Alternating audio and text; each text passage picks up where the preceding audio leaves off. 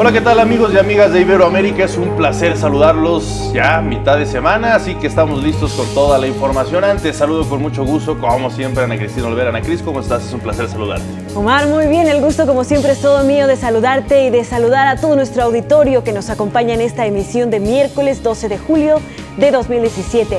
Demos inicio con la información.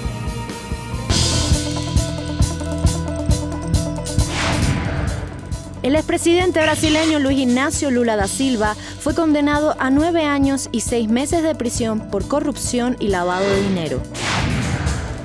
Ordenan prisión preventiva contra el expresidente de Perú, Ollanta Humala, y su esposa, y asegura ser víctima de una persecución política. Ante el Parlamento británico, el rey Felipe VI de España llama a buscar una solución a las diferencias por Gibraltar.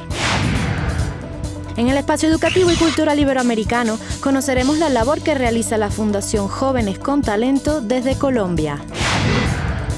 Y en los deportes, brilla el diamante con el Juego de Estrellas 2017 de béisbol de Grandes Ligas. En Brasil, el expresidente Luis Ignacio Lula da Silva fue condenado a 9 años y medio de prisión acusado de corrupción vinculada al caso Petrobras.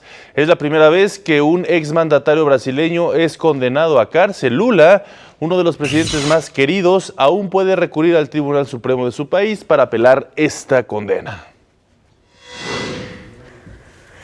Y en medio de la crisis política que se vive en el país, en Brasil se aprobó una reforma laboral que fue propuesta por el presidente Michel Temer.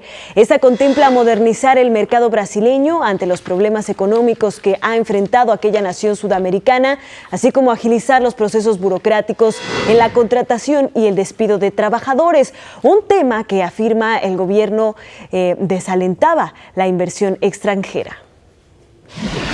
Esta aprobación definitiva, esta propuesta, busca establecer una ruta contra el desempleo y la construcción de un país más competitivo. Vámonos hasta Europa porque allá continúa la visita de Estado de los Reyes de España por el Reino Unido. En un vistoso acto protocolario, la reina Isabel II recibió a los monarcas españoles y nombró a Felipe VI caballero extranjero de la Orden de la Jarretera, fundada en 1348 por el rey Eduardo III. Posteriormente, el monarca español pronunció un discurso ante el Parlamento en el que habló del Brexit y del Peñón de Gibraltar. La intención del gobierno británico de seguir siendo un aliado estratégico de la Unión y de continuar desempeñando un papel decisivo en la seguridad de Europa y en la prosperidad de sus ciudadanos es algo que recibimos con gran esperanza. Y confío que con el diálogo necesario y el esfuerzo, nuestros dos gobiernos conseguirán avanzar en acuerdos y en fórmulas satisfactorias para todos. Y a través de la firma de acuerdos económicos, ceremonias y actividades, Paraguay y Taiwán estrecharon sus lazos diplomáticos, esto a 60 años de haberlos iniciado. En este marco, el presidente del país sudamericano, Horacio Cartes, visitó esa nación asiática, cuya presidenta, Tsai Ing-wen, le dio una ferviente bienvenida a nombre del gobierno y del pueblo de la isla. El gobierno de Bolivia trabaja en la firma de un memorándum de entendimiento con Argentina para que se integre al proyecto del corredor ferroviario bioceánico. Se prevé que en menos de un mes Argentina se pueda sumar a las mesas técnicas en las que ya trabajan Brasil, Perú, Paraguay, Uruguay y Bolivia.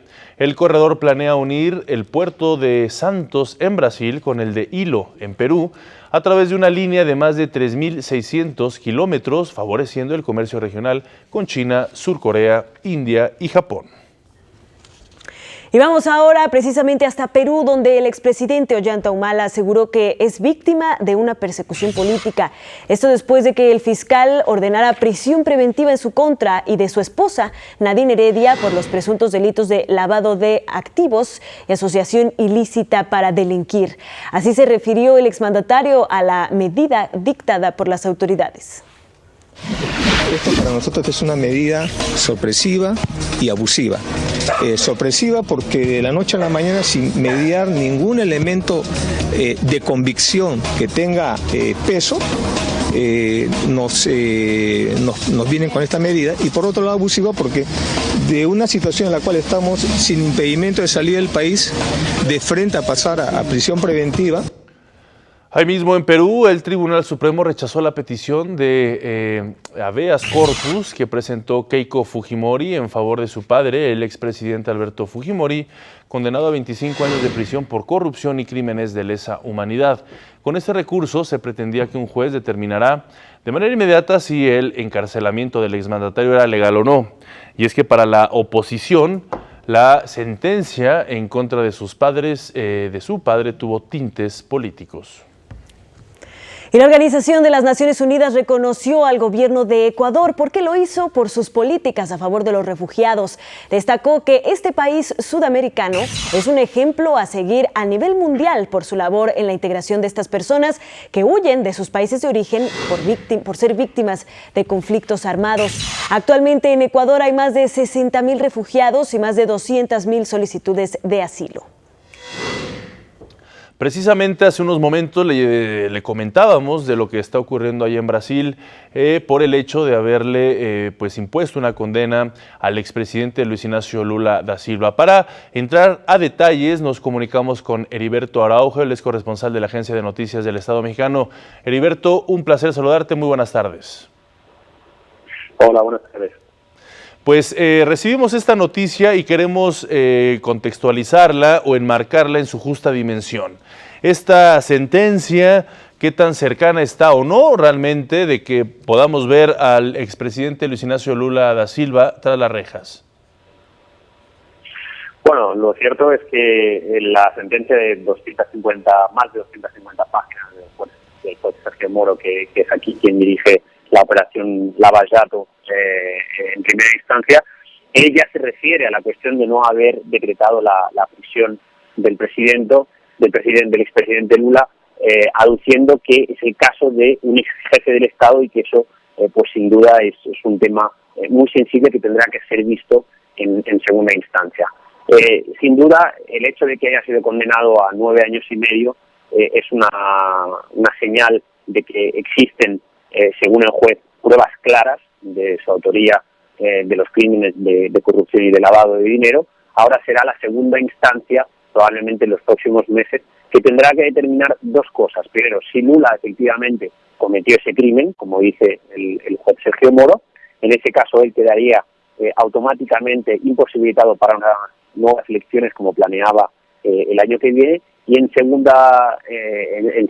caso, tendrá que determinar también si el expresidente va a prisión o no, lo que sin duda, en caso de que se mantenga la condena de 9 años, más de 9 años y medio, pues significará su ingreso en prisión. Heriberto, muy buenas tardes. Se saluda con mucho gusto Ana Cristina Olvera. Pues, ¿cómo afecta al partido esta sentencia, sin embargo? Porque pues la crisis política en Brasil sigue estando bastante viva.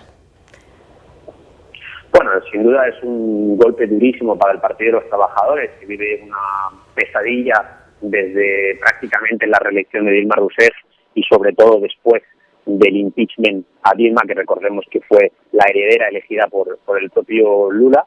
Y como digo, es un golpe durísimo porque Lula era la gran apuesta del Partido de los Trabajadores para volver al poder el año que viene en las elecciones. Recordemos que Lula sigue siendo probablemente el político más popular de Brasil y lideraba todas las encuestas, tanto de izquierda o de derecha, lideraba todas las encuestas para los comicios de 2018, y el hecho de que pueda ser imposibilitado por esta condena y, como digo, su reafirmación en segunda instancia, pues sin duda es un golpe muy duro, porque el partido tendrá que ahora abrir un debate acerca de qué sucede si Lula es imposibilitado a las elecciones. ¿Quién será el gran nombre de la izquierda? Algo que de momento aquí en Brasil nadie sabe. En este proceso judicial, ¿cuándo es el siguiente paso? ¿Si va a estar en los tribunales o qué tipo de procedimiento toca ahora? Bueno, los abogados de Lula todavía no se han manifestado, ni siquiera el propio Lula se ha manifestado. Hay prevista esta tarde manifestaciones en varias ciudades de Brasil convocadas por el Partido de los Trabajadores. Veremos qué fuerza también tienen esas manifestaciones, cuántas personas van, pero sin duda toca recurrir a segunda instancia y digamos que el tiempo de demora medio de la segunda instancia, que revé los casos de la lava de datos es 1 año y medio. Así Correcto. que eso, de alguna forma, coincide con las elecciones de 2018 y lo que significa es que vamos a tener de nuevo 1 año y medio más por delante de mucha tensión y de extrema crisis política aquí en Brasil. Sin duda alguna. Gracias, Heriberto, y sobre todo estar pendientes de lo que corresponde a luchas políticas y lo que corresponde realmente pues a casos de corrupción y por supuesto temas judiciales. Gracias, te mando un fuerte abrazo hasta Brasil. Un saludo. Hasta luego. Y vámonos ahora hasta Estados Unidos, donde los republicanos en la Cámara de Representantes aprobaron ya la designación de $1.600 millones para iniciar la construcción del famoso muro que se construiría en la frontera con México. Además, se designaron recursos para reforzar la seguridad en la división entre ambos países y también destinaron $7.000 millones para la detención y deportación de migrantes indocumentados. Aún falta, cabe destacar, que la propuesta se vote en el Pleno de la Cámara de los Representantes, pero hasta el momento pues lo que se indica es que Estados Unidos sería quien pagaría por el muro. En Venezuela, el presidente Nicolás Maduro rechazó las recientes declaraciones del senador estadounidense Marco Rubio.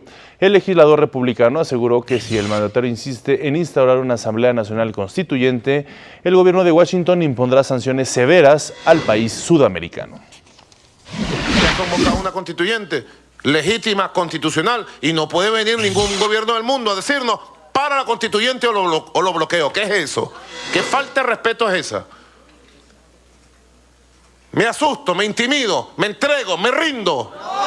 Nos rendimos. Jamás nos vamos a rendir. Venezuela vencerá con su constituyente y el imperialismo se tragará sus palabras. Ahí mismo en Venezuela, la presidenta del Consejo Nacional Electoral, Tibisay Lucena, rechazó los intentos de la oposición por bloquear el proceso electoral para elegir a los miembros que integrarán la Asamblea Nacional Constituyente. Es profundamente antidemocrático. Tú puedes estar en contra de la convocatoria, puedes opinar en contra, escribir artículos en contra, puedes no ir a votar, puedes hacer lo que tú quieras, puedes abstenerte, lo que tú quieras, todo eso es democrático. Lo que no puedes es impedir el proceso electoral. Por su parte, la oposición realiza una jornada informativa para que los ciudadanos puedan participar este próximo domingo en el plebiscito para rechazar la constituyente. Y en este contexto, la fiscal general de Venezuela, Elisa Ortega, afirmó que se mantendrá en el cargo, aun si el Tribunal Supremo de Justicia decide destituirla como parte de un juicio en su contra.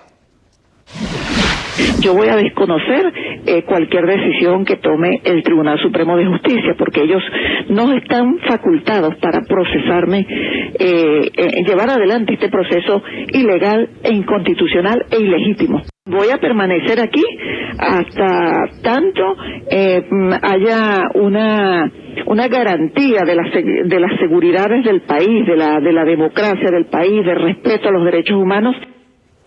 Al menos 50 personas fueron detenidas en 15 países por distribuir pornografía infantil a través de grupos de WhatsApp. El operativo fue coordinado por la Policía Nacional de España, la Comunidad de Policías de América, Ameripol, y la Organización Internacional de Policía Criminal, la Interpol. Los países en cuestión son España, Italia, Colombia, Bolivia, Chile, Brasil, República Dominicana, Costa Rica, Nicaragua, Panamá, Guatemala, México, Paraguay, Uruguay y Venezuela. Y bueno, pues en otros temas, en la Antártica se resquebrajó una parte de la barrera de hielo, Larsen C, así se denomina. Esto generó un iceberg de 5.800 kilómetros cuadrados, es decir, casi la mitad de Puerto Rico o el equivalente a 5 ciudades de México. De acuerdo con científicos, la separación se dio por un fenómeno geográfico y no por los efectos del cambio climático. Por el momento no tendría efectos en el nivel del mar, sin embargo habrá que esperar a la evolución precisamente de este gran iceberg. En Portugal fue embargada la colección de arte moderno y contemporáneo más importante de ese país. Pertenecía al empresario José Manuel Rodríguez, quien contrajo una deuda mayor a los 500 millones de euros. Esta colección incluye obras de nada más y nada menos que Picasso, Dalí, Miró, Magritte y hasta Andy Warhol. Un día como hoy, pero de 1904, nació en la ciudad de Parral, Chile, Pablo Neruda, uno de los más grandes poetas del siglo XX. Yo la quise y a veces ella también me quiso. Las noches como esta la tuve entre mis brazos. La besé tantas veces bajo el cielo infinito. Ella me quiso, a veces yo también la quería. Nacido en una familia de origen humilde, desde muy temprana edad, Pablo Neruda desarrolló un gran talento literario. A los 13 años publicó su primer artículo en el diario La Mañana. 2 años después escribió Crepusculario, obra del despertar de su conciencia poética. A los 20 años publicó el libro 20 poemas de amor y una canción desesperada, una obra clave en su carrera. En 1927 incursionó como diplomático, lo que le permitió relacionarse con otros escritores como García Lorca, Rafael Alberti y Octavio Paz. Por su participación política en Chile, Neruda se tuvo que exiliar en París. En 1950 recibió el Premio Internacional de la Paz junto con Picasso y el actor, abogado y luchador social Paul Robeson. En 1969 fue nombrado miembro honorario de la Academia de la Lengua de Chile y ese mismo año el Partido Comunista lo propuso como candidato a la presidencia, la cual declinó a favor de Salvador Allende. En 1971 fue reconocido con el Premio Nobel de Literatura. Por su mala salud, renunció a su cargo de embajador en Francia en febrero de 1973 y murió 12 días después del golpe militar contra Allende el 23 de septiembre. Para Iberoamérica al Día, Guillermo de Gante. Y está lista nuestra compañera Laura García en Día con la colaboración de la Asociación de las Televisiones Educativas y Culturales Iberoamericanas, ATEI.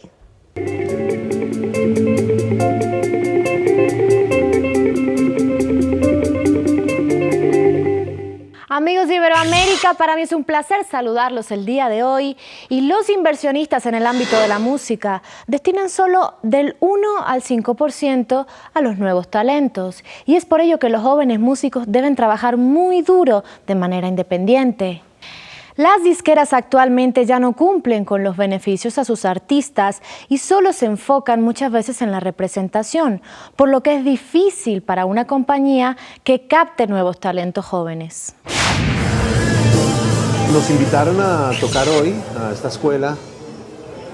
Nos pareció muy bonito venir porque nos parece que es importante en nuestro medio, en nuestra zona de confort, por decirlo así de alguna manera, poder mostrarle a los chicos que están empezando, las muchachas, que les gusta el rock, pues poder ver una banda en vivo, cómo suenan, y eso sí es estimulante para ellos. Yo creo que si uno causa una impresión en los muchachos, es lo más importante, que las escuelas y las fundaciones hagan eso y uno poder colaborar un poquitico, claro que me parece loable.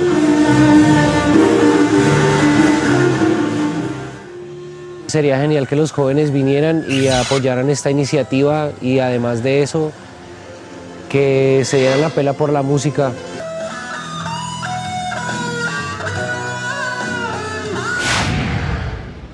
Poco a poco se abren espacios donde desarrollar talentos, sobre todo en el escenario musical contemporáneo. La Fundación de Jóvenes con Talento se proyecta como la organización líder en utilizar el arte como una herramienta para la formación regional y nacional, logrando aportes muy positivos para ser un modelo de desarrollo cultural para toda la región. Muchas gracias al Canal Zoom de Colombia. También gracias a ti, Laura García Díaz. Y el expresidente de Uruguay, José Mujica, se recupera en su casa luego de haber sido hospitalizado durante 36 horas tras sufrir una descompensación en sus niveles de sangre. Los médicos descartaron que el político, ya de 82 años, padezca de una enfermedad autoinmune. Hace una semana, Mujica también ingresó al hospital tras sufrir problemas intestinales. Y hoy tenemos nuestra sección Ritmos con César Olivares. Esta vez nos va a hablar sobre el merengue. Bienvenidos a Ritmos Iberoamericanos. Hoy conoceremos un poco más de un género musical alegre y bailable que desde su inicio ha ido evolucionando y se ha consagrado como uno de los más importantes en Iberoamérica, el merengue.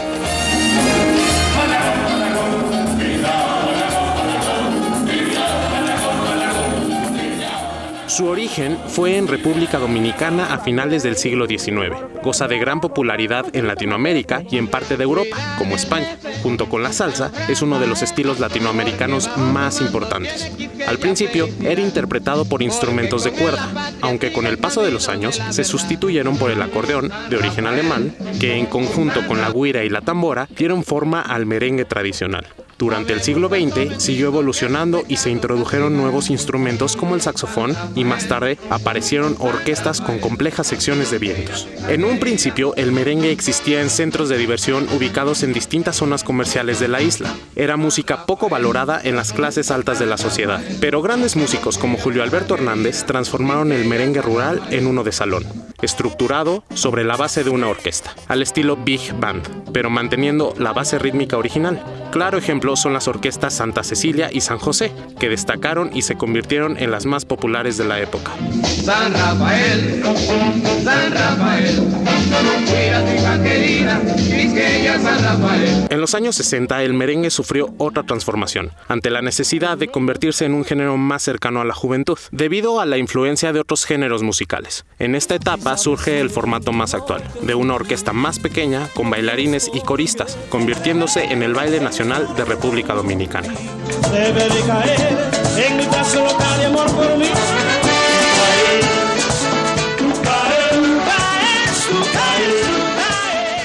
Algunos de los artistas más destacados en el género son Johnny Ventura, Sergio Vargas, Juan Luis Guerra, Wilfrido Vargas, entre otros, que mantienen el merengue vigente y en constante evolución. Hasta los próximos ritmos iberoamericanos.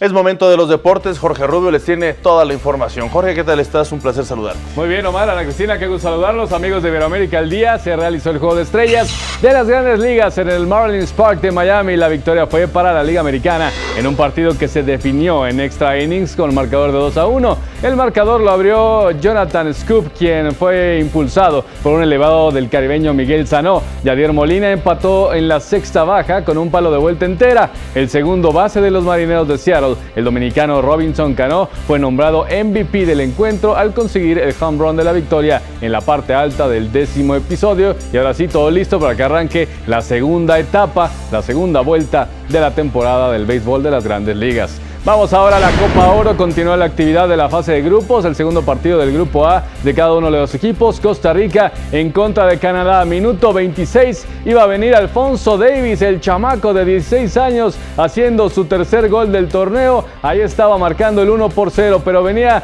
la respuesta por parte de Costa Rica. Francisco Calvo al minuto 42 iba a hacer la anotación y el gol del empate. 1-1 Costa Rica y Canadá, mientras que Honduras y Guayana Francesa empataron a 0, por lo que todavía no se define quién va a avanzar a los cuartos de final de la Copa Oro en el grupo A. Hoy más tarde, Panamá se enfrentará a Nicaragua y Estados Unidos en contra de Martinica. Vamos a la Copa Sudamericana, partidos de ida de la segunda fase. Libertad de Paraguay goleó de visita 5-1 a Huracán de Argentina. Por su parte, Oriente Petrolero de Bolivia se enfrentó a Atlético Tucumán de Argentina. La victoria fue para los argentinos con marcador de 3-2 empate ajeno. Cerro Porteño de Paraguay recibió al Boston River de Uruguay. La escuadra guaraní hizo valer su condición de local y se impuso 2-1.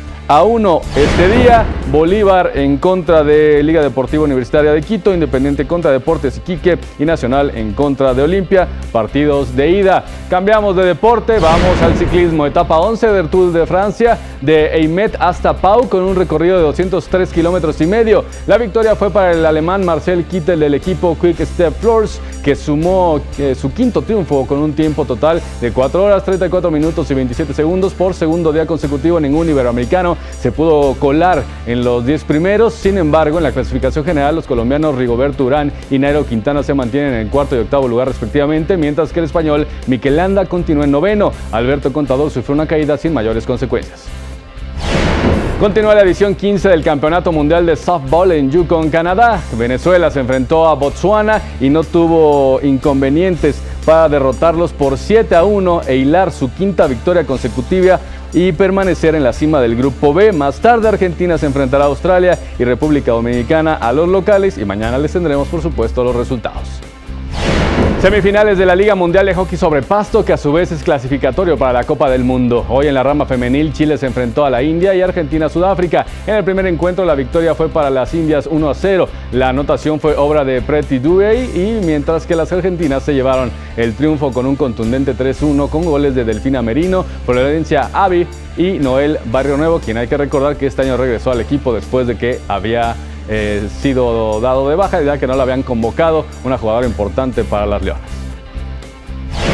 El atleta argentino paralímpico Gustavo Fernández se convirtió en el número 1 del ranking mundial del tenis adaptado. El joven de 23 años se consagró campeón en el Abierto de Australia y quedó en segundo lugar de Roland Garros. También cuenta con 3 medallas de Juegos Panamericanos y en Río fue el abanderado de su país. Otro que también llegó a la punta es el chileno Alberto Abarza, quien al ganar 4 medallas de oro en el World Series de Berlín, Alemania, se transformó en el nuevo número 1 del mundo de natación adaptada, desplazando al brasileño Daniel Díaz por primera vez en su carrera. Hasta aquí la información deportiva. Que tengan excelente tarde, excelente noche. Nos vemos mañana. Ana Cristina Omar regresa con ustedes.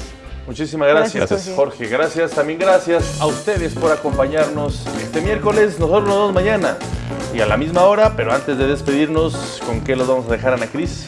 Así es, Omar. Este miércoles nos despedimos con música del grupo mexicano San Juan Project y esto que se titula El Hilo Negro. Mañana nos vemos. Ya estamos bailando. Poco a poco nos vamos aflojando. 2 acordes, un ritmo y una misión.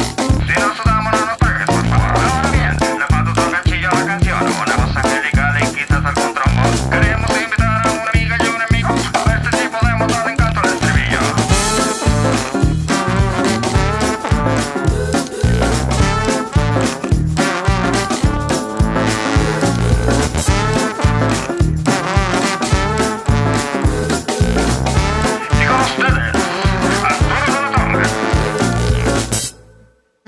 Excuse me.